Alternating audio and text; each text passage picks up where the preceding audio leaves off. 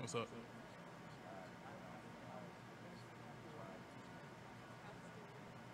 Last night? Yeah, it was good. We went to St. Elmo's. So I tried the shrimp cocktail. It was good. It kind of tore me up a little bit. It was spicy. It was really spicy. I do, but that was a different type of spicy. Like I felt it all through my nose and all. It was bad. Yeah, I did. I got a bone-in ribeye. Medium well. What do you do?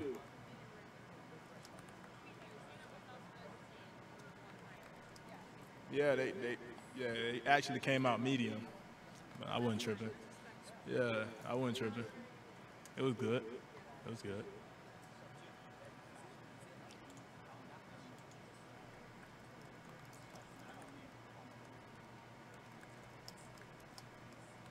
Yeah, I know. I know being the starting quarterback at Nebraska, I'm representing the whole state, and that's something that I don't take with a grain of salt. I think it's a real honor, and I'm very blessed to be in that position. And I'm just ready to take it head on and give everything I have to the state of Nebraska.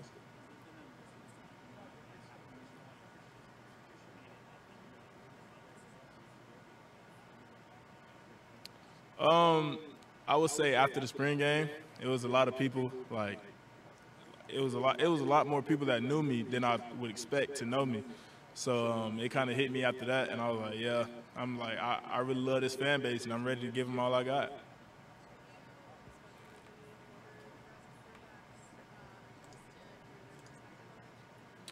Yeah, Eric Crouch came out to one of our practices, and he was because we had like a little triple option day, and he was just teaching us about that, and it was kind of cool to hear from him and just hear what he had to say. Yeah.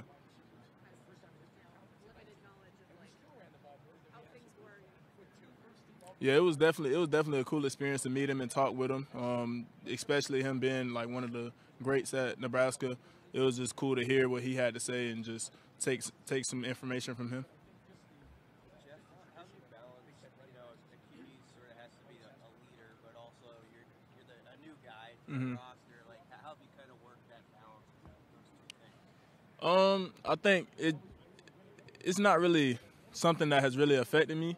Um, I think once you build relationships with your teammates and hang out with them and actually get to know them, I think the new guy thing kind of goes out the window because like you feel like you've been there for years. So I think when I first got to Nebraska, my biggest focus was to build relationships with my teammates and get to know the guys and making sure that they know me and making sure that they know where I come from so they can respect me as a leader. And that's something that has helped me this offseason. I know when Coach Satterfield talked about like the first time he met with you, he was just drawn to how much you like talk about ball and Hmm. you kind of bonded right away. Can you Yeah. kind of take us through that relationship and how that's grown too? Yeah, most definitely. So my first time meeting Coach Sat, we kind of talked about his offense, and it was just it just clicked instantly because I was speaking. Me and him were speaking the same language. Like some of the concepts that he was showing me and some of the terminology that he had, I was kind of familiar with, and like even things that he introduced to me that I wasn't familiar with, I kind of picked up on quick. So I think once he seen that, I think that's something that he realized that me and him will have a good connection. Are there like one or two things you've really focused on this offseason and said, if I could change this, maybe it's your technique or something that you think could be a difference maker for you going forward? Yeah, one big thing that I focused on was my weight and just my how much weight I added and how much fat and muscle, like all that, like just making sure that my body's in the right position for the season. And then another big thing was my leadership. I think I've gotten really, like I've gained aspect of leadership that I haven't had in the past. Coach Satterfield also said he wanted you to improve your completion percentage and cut down on turnovers. Yep. Okay, I get how that has to happen, but how do you make it happen? What goes into that? So over the course of spring, that happened very quick. So I think it's just a different level of focus and processing that help with that.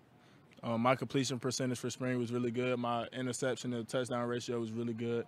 So I think just focusing in on not focusing on making mistakes, because I know in the past I would focus on like not making mistakes, and anytime you focus on not making mistakes, you're gonna make mistakes instead of going out there and seeing how much better you need to get, what you need to work on, and going out there and just playing football. Is there, very easily explainable differences between what the offense was at Georgia Tech and what it is at Nebraska? The offense at Nebraska is a little bit more versatile. We do a lot of different things, and at Georgia Tech, my last year there, it was sort of similar to what we run. Like it was some things that was similar to what we run at Nebraska. But my first 2 years there, the offenses are really totally different. Do you feel like that offense at Nebraska caters more to your skills to where the completion percentage could be higher? Yeah, most definitely. It puts me in a lot of different situations and puts me in a greater situation to show off my arm and my ability to pass the ball. Which do you want to run as a quarterback, or are you expecting to? I'm willing to run whenever I need to. There's really no exact number of how much I'm expecting to run, but like I know whenever I have to or whenever I need to, I'm gonna do it, and I'm gonna do it at a high level. So that's kind of how I think about that. Satterfield said it was important to you though that you're known as a Yeah, passer. most definitely. Why is that important to you? Because I am. A lot of times I've seen or heard stuff saying that I'm a better runner than a passer, and that's just not true. And I think people haven't seen that side of me yet, and that's something that I'm ready to show. There are so many transfer quarterbacks now. Yeah. There was 20-some, 30-some in the Power 5 alone. So how did Coach Rule separate or sell Nebraska to you? And what part of those conversations were a tipping point with him? Yeah, so when I was talking with Coach Rule on my visit, I was just listening to how he's seen his future at Nebraska, his vision, his goals, and it aligned with what I wanted. And just seeing how smart he was and the connections that he had and the experience that he had in the NFL, I knew that he was a guy that was going to take my mental game to another level, because Coach Rule is a very smart guy, and I kind of want to soak everything I can from him. So I think that was big on how he sold me to come to Nebraska.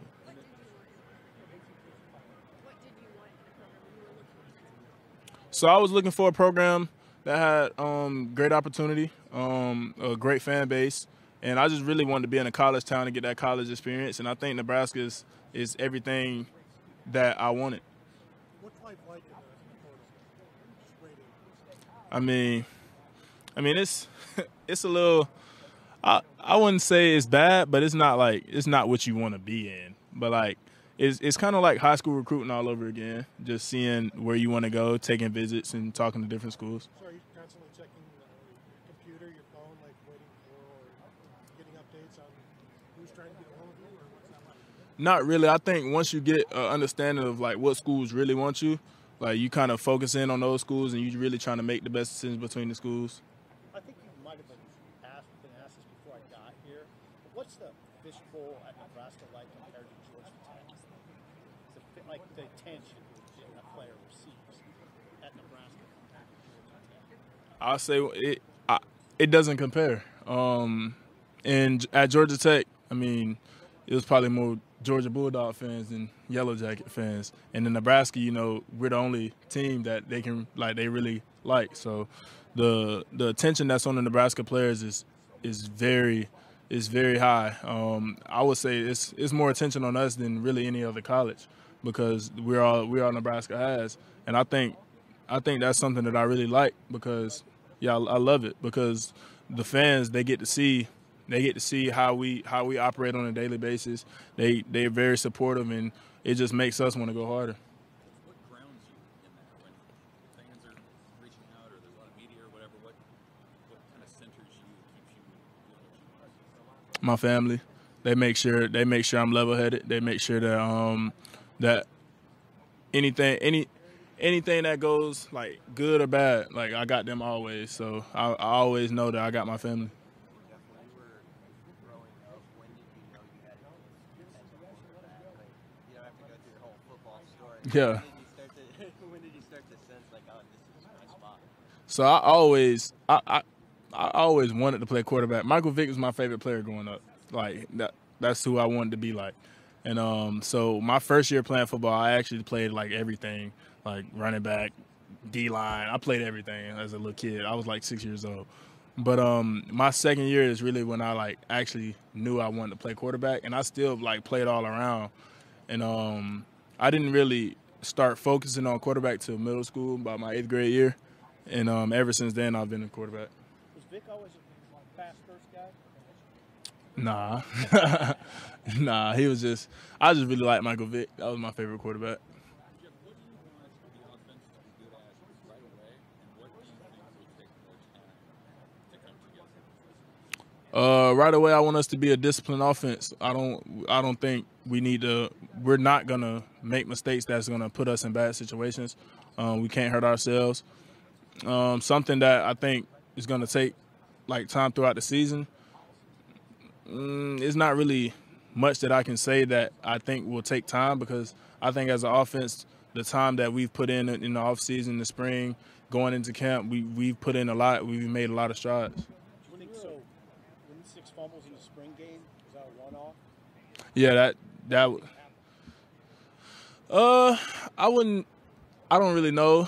I know it's something that was really unacceptable. Coach Sat, all of us, we were very mad, and because throughout the spring we didn't have much turnovers. So when it happened in the spring game, it was just something that we knew we had to fix.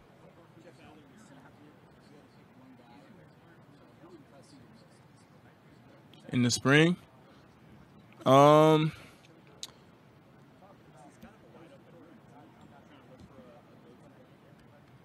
would say I wouldn't say no one particular person stood out.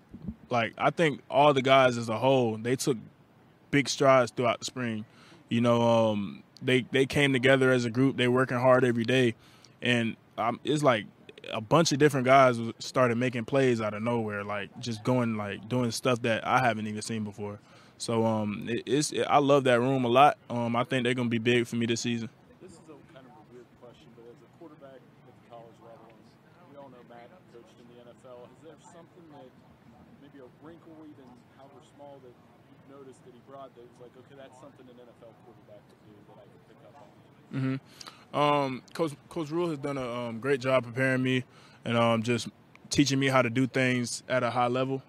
Just teaching me like how to prepare, how to operate, leadership skills that I'll need to take with me to the next level, and just little things like that will prepare me better for my future. Well, and then when you're walking into a new team and you talk about leadership skills, transfer quarterback, how do you feel that, or how do you know that okay, these guys are picking up on what I'm saying? Like I said earlier, just building relationships with them and getting them to respect you. I think once you have a team's respect, they'll listen to anything that you have to say.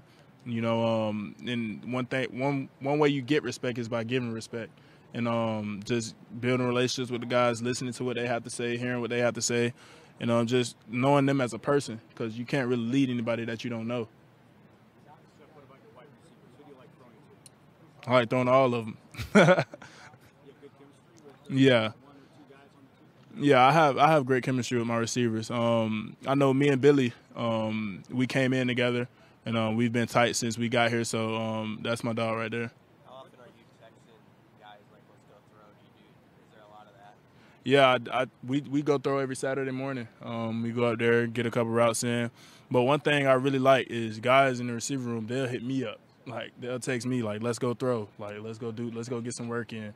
And that's something that I really like about them. And I know Coach Rule said in the spring, like, maybe a few freshmen would have to come on in that position spot. Have you seen a couple of those guys, even some of the guys you just got here who impress you?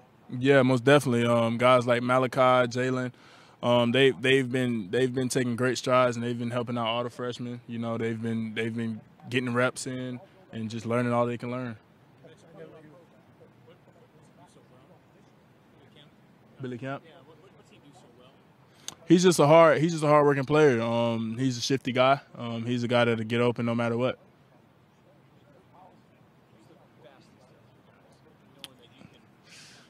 But the fastest receiver, Probably be between Xavier Betts and Malachi Coleman. You talk about the rivalry that now you're a part of with Colorado. You know,